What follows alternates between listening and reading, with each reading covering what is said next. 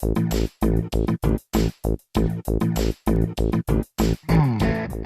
lot of where AI is providing value for enterprises today is what some people call augmented intelligence as opposed to artificial intelligence. Stand by. I'll be right there. Hello and welcome to Minto Dialogue, episode number 340. Today is Sunday, the 8th of September 2019. And this interview is with Sam Charrington. Sam's an industry analyst specialized in machine learning and artificial intelligence. He's also the host of the very successful podcast called TWiML, aka This Week in Machine Learning and AI.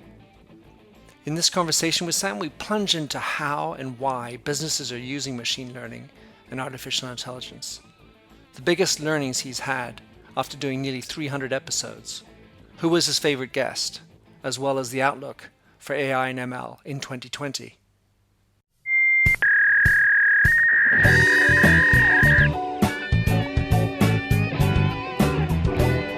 Welcome to the Minto Dialogue podcast, where we discuss branding and all things digital. I am Minto Dial, your host, and you'll find the show notes on my eponymous site, mintodial.com. Enjoy the show. Sam Charrington, what a pleasure to have you on my show. So, podcaster to podcaster, you and I met at Pega World, and of course I've been following what you've been up to. You're an expert analyst on all things machine learning and AI, and your podcast, which is the much vaunted This Week in Machine Learning and AI, TWiML. I'm not sure how you... TWiML. All right, so tell us in your own words, Sam, who you are. Absolutely. Well, first off, Minter, it is a pleasure to be on your show and to be chatting with you. So I'm an industry analyst, and when I ask people if they know what that means, most people have no idea. But fundamentally, what it means is that I spend a lot of time studying the way enterprises adopt emerging technologies nowadays, with a particular emphasis on machine learning and AI, and sharing what I learn. And in fact, my podcast started out of that. Traditionally, as an industry analyst, you talk to a lot of people, you kind of write up some notes about these conversations that you have, you share them with the world via presentations and publications and the like. And I realized that with quote unquote the modern technology, podcast to be in particular, there was a way to short circuit that and have these conversations out in the open, give other people an opportunity to listen in and learn as I'm learning directly from the source. And really that was the kind of initial thought behind the podcast. And we're 3 years later, coming up on 300 shows, recently celebrated 5 million downloads. Wow. It's been an amazing adventure. That is brilliant. Well, industry analyst is actually a terminology we use on Wall Street.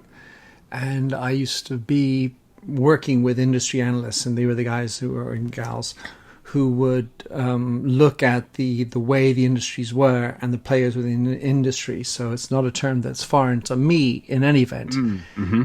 So, brilliant. Let's just start with laying down some table stakes for those of us who are not as comfortable and familiar as you are, Sam, with these terms. Help us understand what is and the difference between machine learning, deep learning, and artificial intelligence. Absolutely. So this is a question that comes up frequently, sure. And there are lots of different answers. Mm-hmm. But the way I tend to think of it is in terms of I want to say a Venn diagram, but it's not really a Venn diagram. It's like concentric circles. So artificial intelligence is the biggest, the outermost circle, and that is broadly defined as, any type of system or software that allows a computer to do things that we traditionally think of as being human. And we'll put a pin on the fact that that's kind of a squishy definition and makes for a moving target, which is absolutely true. But there are lots of ways to accomplish that. One way is to build a system with a lot of hard-coded rules. And if you think back to your, text-based interactive adventure games, from when you were a kid, you would kind of type in, go into the room and, hey, there's an ogre, and you start talking to the ogre, right? That's kind of artificial intelligence-y. And that was all a bunch of, rules. Hey, if person says something with this word in it, respond like this. And so we've been pursuing that, that kind of method of creating artificial intelligence. It was very much popularized. It's been in practice for many years now. In the 80s, expert systems were all the rage. That was kind of the business incarnation of this thinking, and a lot went into kind of creating these rule sets, to help, for example, troubleshoot, aircraft engines and systems, as an example. But building these rules, Sam, it almost sounds like problem solution type. If I hear that, if this problem comes up, then this solution. I mean, obviously it's not problem solution, but it very much feels like an engineering approach. It is. Then that. It's very much an if this, then that, kind of at its core. So those kinds of rules. And that's not to say that, the more popular approaches today are not engineering oriented, or there's no room for kind of engineering discipline, but there's definitely a kind of rule-based approach, at least to one popular realm in this broader artificial intelligence definition. There are lots of others, but and in fact, more recently, what's become popular is another concentric circle, or another circle within this bigger circle, and that is machine learning. And the idea with machine learning is to kind of have the same kind of effect, a system that, in some way or another, does things that we typically associate with human intelligence, but does it now not by kind of these rule sets, but rather by training models off of data sets. And in particular, applying statistical techniques to do that. So great example of machine learning type of a problem is estimating the value of a house based on a data set of prior sales, which includes the number of bedrooms, number of bathrooms, zip code, and any number of factors, right? You can build out a model that, takes in all of that past data, including the price that those houses sold for, and predicts based on the data about a new house, its characteristics like number of beds and baths, et cetera, what its value likely is. And here in the States, there are a number of companies that do that. This has been popularized by Zillow and their Zestimate. And that's a kind of a classic example of a machine learning type of approach or problem. And then a subset of machine learning is deep learning. And deep learning tries to do the same thing, but with a particular kind of algorithm called a deep neural network. And this has been very successful in problems that historically have been very difficult for artificial intelligence, namely perception types of problems. So computer vision has been absolutely revolutionized revolutionized by deep learning, as has speech translation, object detection, etc. In fact, great example of this came from an interview that I did with Google's Jeff Dean. He talked about their translation system. Google Translate can translate among many languages instantaneously, and until rather recently, it was based on a traditional rule-based model. So this kind of outer circle of artificial intelligence.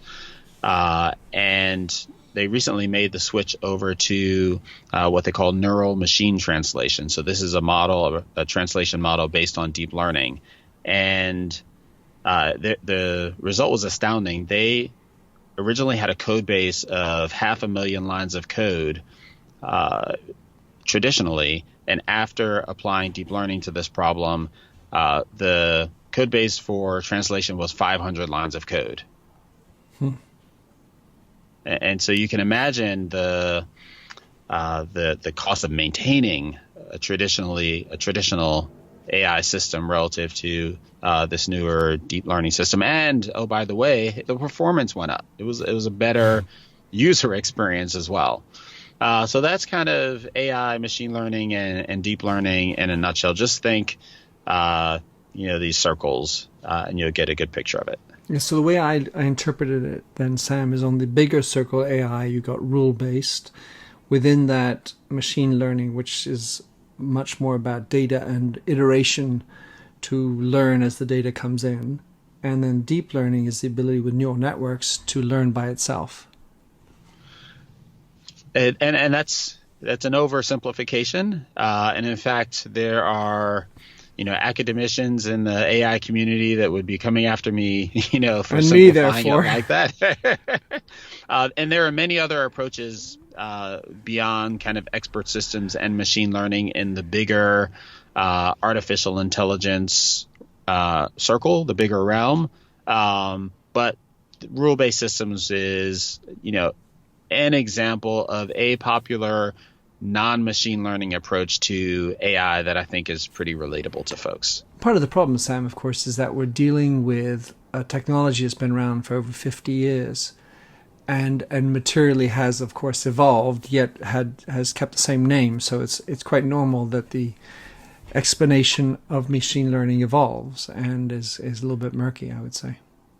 Absolutely. And I mentioned that we were going to return to that aspect of the kind of squishy definition. Not only has it evolved over time and come to encompass different sets of technologies, but it's a bit of a moving goalpost in the sense of there's a joke, in fact, that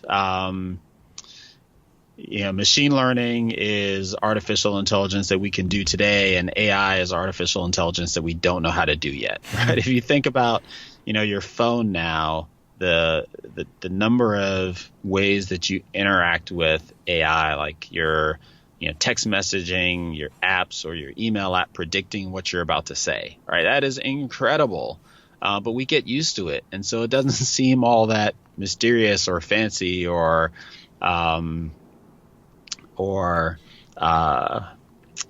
we almost think it's easy, mystifying. Yeah, exactly. And so in a sense, AI, in some ways kind of is always just beyond that kind of veil of mystification, right? That veil of mystery, right? Yeah. And if it becomes too familiar, then it's not AI. It's just how my phone works. Well, certainly, I'm in I suppose I'm in the center of mystification, where I'm talking about empathy in AI, which let's say is maybe metaphorically speaking in an even further outside circle. So you've now done 3 years, about 150 interviews, and 5 million coming up on 300. Oh, sorry, interviews. 300. Excuse me. Whoa, I got that wrong. With all these interviews you've done, Sam, how would you describe your overall learning, or the one that just maybe pops out of your mind the most? Oh man, there are so many great conversations in our in our back catalog, so to speak. The one that I just referred back to, Jeff Dean, I refer back to frequently. That was probably, there have been very few of these interviews that I went into and just had kind of a total fanboy breakdown, and that was one of them. Jeff is such a storied kind of engineer, and has been behind. I say engineer, but he runs all of Google AI now. But he's behind, so many of the innovations, that have kind of powered Google and the broader industry. Hadoop, for example, is something that he worked on early on. That's a big data system that went out into open source and for many years revolutionized the way enterprises store data, and in a lot of ways thus set the stage for our ability to use that data for machine learning and deep learning. But so much so that, there's a Wikipedia page. I think it's on Wikipedia. It's somewhere out on the internet, but I think it's on Wikipedia, like Jeff Dean jokes. Like there's this Chuck Norris jokes meme. Chuck Norris is so bad that XYZ. Well, there's a similar Jeff Dean jokes page with many of these jokes. Jeff Dean wrote a compiler just to check his source code or something. I'm not remembering any of the specific jokes, and that was a particularly bad one. But my son is brilliant remembering all the jokes. I'm terrible at remembering them. So. I am as well. But he is a legend, and that was a great interview. But the thing that's been so fun about the podcast and our approach to it has been and really our mission is to kind of share and amplify a broad spectrum of voices in the machine learning and AI community, because we believe that, it's such a powerful technology that broadening the community, making it a bigger tent and pulling more people into it will allow us to better shape it into, what we as a society, want it to be, as opposed to allowing it to be, to go off in a direction that doesn't serve us. And so, from that perspective, we've talked to so many people from so many different, aspects of the field, folks that are looking at, algorithms from an academic perspective, folks, in business that are trying to apply it. We've done series on AI in sports. We've talked to artists, talked to ethicists, just so many great conversations. So I'm sure you followed the AI conference in China with Musk and Jack Ma. Are you positive or negative on AI in the long term, a la Musk or a la Jack Ma? I am optimistic about AI. I think there's so much going on in all of this, right? I think first of all, I don't necessarily place a lot of weight or credence into the kind of the Skynet scenarios that Musk in particular seems to want to get us whipped up about, right? Like we're so far from anything like that. Like if you it just seems like the wrong thing to be worrying about. But that said, I think that there are many near-term concerns that are, worth paying attention to and working on. And, these are things like fairness and bias and transparency in our application of machine learning. So we talked about how machine learning is taking this historical data and using it to predict things about, things for which we don't, know their value or things that in the future.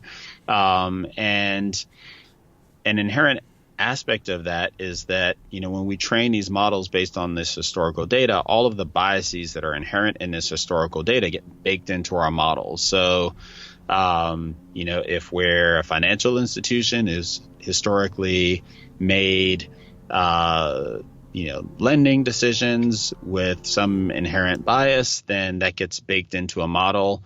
And, there's a risk that not only do we continue to make these biased lending decisions, but we now distance ourselves from them and justify them by, the computer said that, this is, whether we should lend to, person X, Y, and Z, or how much we should lend, et cetera. And so I think there are a lot of kind of near-term, very real risks in machine learning. And I'm optimistic because there are a lot of very smart people that are working on these risks, addressing them both from a kind of academic perspective, a very practical perspective, an awareness perspective, a regulatory perspective.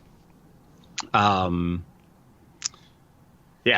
So where do you where do you place the risks then?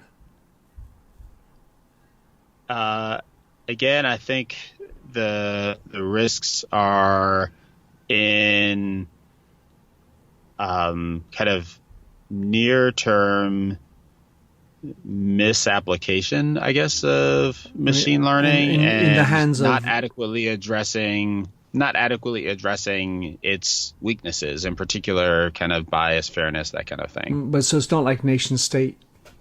You're not worried about that kind of an AI. You're more worried about it applied in business, and maybe politics, but more within a national context.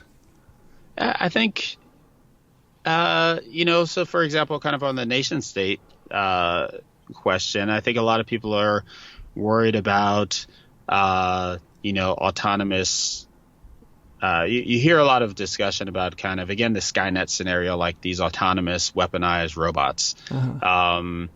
I think, or just drones, or I was going to say, like, I think that there is a risk in, any application of technology that, distances human from the destruction that they can wreak on other humans. Mm-hmm. And AI, like drones themselves, is AI applied to drones, like drones themselves, is very concerning. And I am kind of against the weaponization of AI, or incorporation of AI into weaponized scenarios. But fundamentally, I'm worried about kind of the humans that are doing this, and the use of AI to augment our ability to wreak destruction, more so than there's going to be a bunch of robotic things out there making independent right, destruction decisions. Right. AGI. So right, it's focusing more on the business side of things. And as businesses are sort of dealing with this digital transformation and onboarding these new technologies at whatever paces and speed they're trying to do, how would you describe the state of play looking into next year, let's say the next 18 months, of AI, machine learning, and deep learning, as to how businesses and entrepreneurs are approaching this type of technology? Yeah, I think we're at a really interesting place, and this is something that I've been spending a lot of time working on recently. Starting about a year ago or so, a lot of the conversations that I would have with folks on the business side started converging in the sense that a lot of people were experiencing the same things. Namely, for the prior several years, they'd been investing in these experiments around machine learning and AI to see kind of how it fit, how it played within their organization. So they'd kick off these proof of concepts. They'd staff them up with a team of data scientists and others, and kind of let them, run their course. Fast forward to, then and now, these proof of concepts were starting to mature. Business value is, becoming clear to the business. And at the same time, a lot of my conversations with folks on the business side were, hey, we've been evangelizing this technology and its ability to help us achieve very real business outcomes like reducing customer churn, increasing sales, increasing customer satisfaction, helping our call center agents, get to the root of customer issues more quickly. So we've been out there evangelizing, all these outcomes, and we've demonstrated them in our POCs, and now everybody's on board and they want us to go, do more of this. And we're not sure exactly how to do that. We don't know how to get to there, we don't know how to scale up our ability to deliver these models into production. And we're pretty sure the answer is not by resourcing these projects the same way we have, because we've been doing everything kind of one-off. And so that led to a line of inquiry that resulted in a few things. The first was a series of podcasts that we did under the banner of AI platforms that looked at the way leading organizations built out infrastructure and tooling to help them get machine learning models into production more quickly, more consistently, reduce the risk in fielding them, et cetera. I interviewed folks from the Facebook FB Learner team. That's their internal platform that's used by the vast majority of Facebook engineers when they build machine learning into their applications. The ProML team at LinkedIn.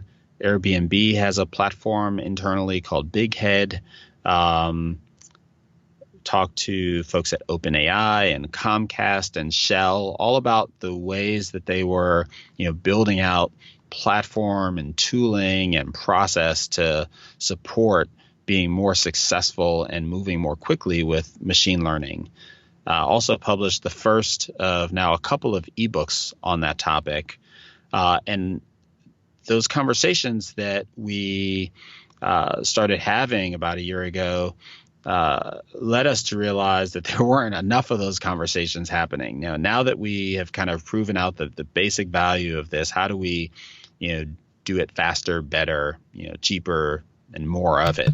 And so we launched a conference on this topic that is coming up the 1st and 2nd of October in San Francisco called TWiML AI Platforms. And it's going to feature a couple of tracks, a case study track where we'll hear from folks at companies like Capital One and Zappos and SurveyMonkey and Levi's and more, all about the things that they're doing to industrialize the way that they do machine learning, as well as a track focusing on different technologies that can be used off the shelf to help companies get there as well. So how can people come to your conference?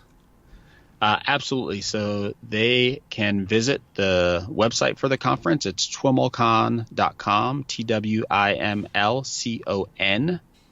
as in conference.com, and learn all about the amazing speakers and agenda and register there.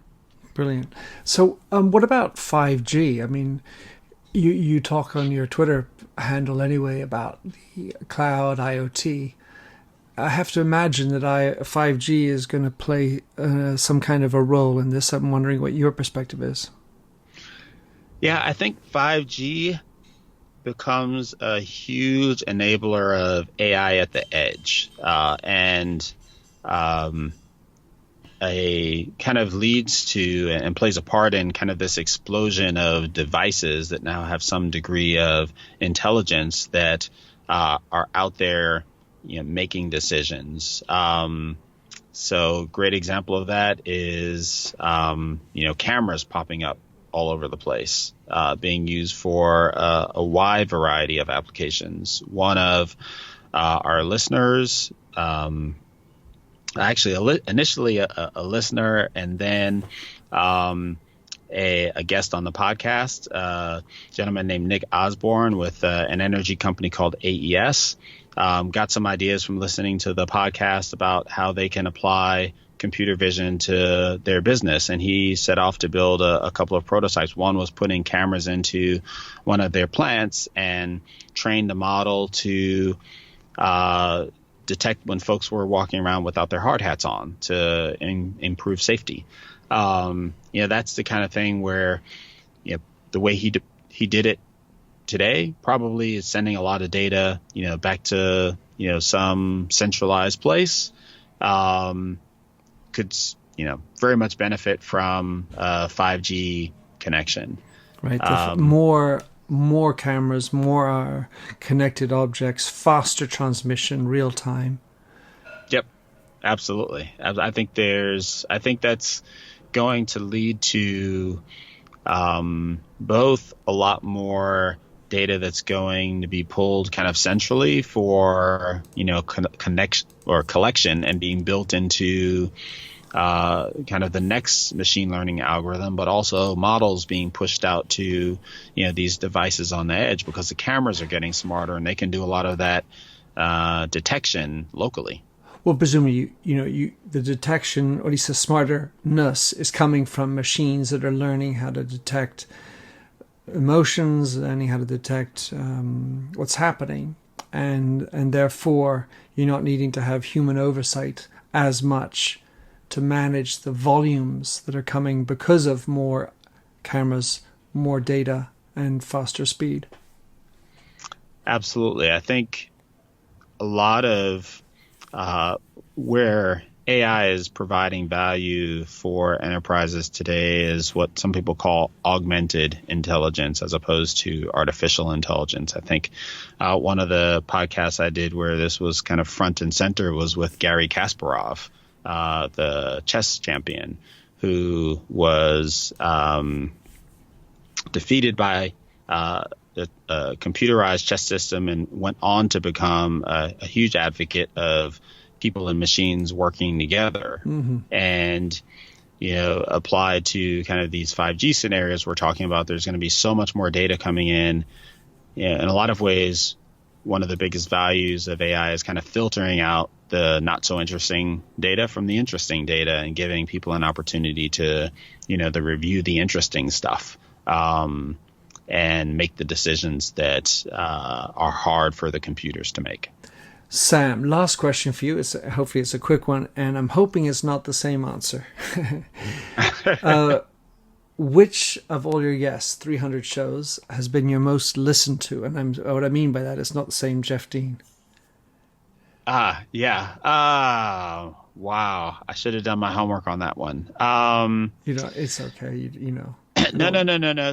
So I can approximate this answer. And I think, if it's not the Jeff Dean one, probably it is one with Jeremy Howard. Jeremy Howard has been on the show actually a couple of times now. And he is the founder of an organization called Fast.ai that is dedicated to educating people about how to use deep learning, primarily engineers, software developers and engineers. And his courses have been taken by many, many people. And he's always a big hit on the show. And I always enjoy talking to him on the show. So I think that's probably, right up there with Jeff Dean. Although I will say, an interview that I am super excited about One of the things we're doing at the TWiML conference that I referenced earlier is doing some live podcast interviews on stage. And one of my guests, in fact, he's going to help me kind of kick things off, is Andrew Wing. Andrew Wing, I can't think of a person who's had more impact on kind of pulling people into this field and educating them as Andrew. And in fact, I got my start going through his course, as did so many people that I talked to. I'm super excited about that interview. I don't blame you. Beautiful. So, Sam, tell us how people can follow you. Obviously, I'm going to put the links into those shows as well as your show. And any other closing statement you'd like to give out?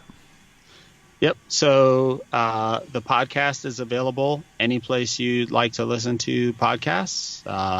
Apple Podcasts, Google Podcasts, Spotify, Alexa.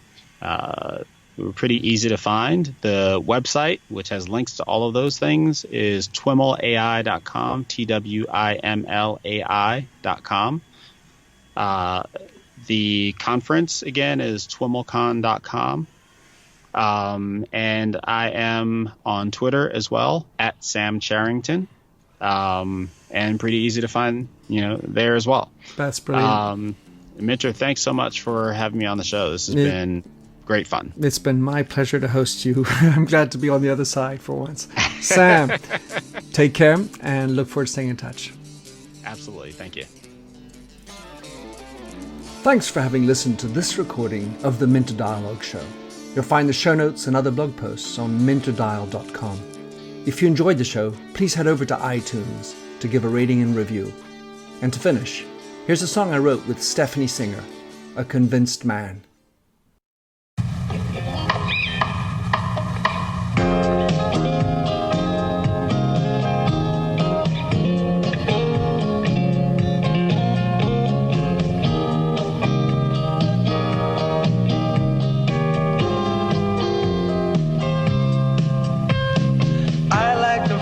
A stranger tucked around me, precipitating the danger. To feel free, trust is the reason. Still, I won't toe the line. I sit here passively, hope for your respect, anticipating the thrill of your intellect. Maybe I tell myself there's no use in me lying. I'm a convinced man, building an urge. I'm a convinced man, to live and die submerged. A convinced man, in the arms of a woman. I'm a convinced man, challenge my fate. I'm a convinced man, competition's innate. A convinced man, in the arms of a woman. Despise revenges and struggle to see. Live for the challenge so life's not incomplete. What's wrong with challenge? I know soon we all die. I like the feel of a stranger tucked around me, precipitating the danger. To feel free, trust in my reason, and let me show you why. I'm a convinced man, practicing my lines. I'm a convinced man, here in these confines. A convinced man, in the arms of a woman. I'm a convinced man, bid to the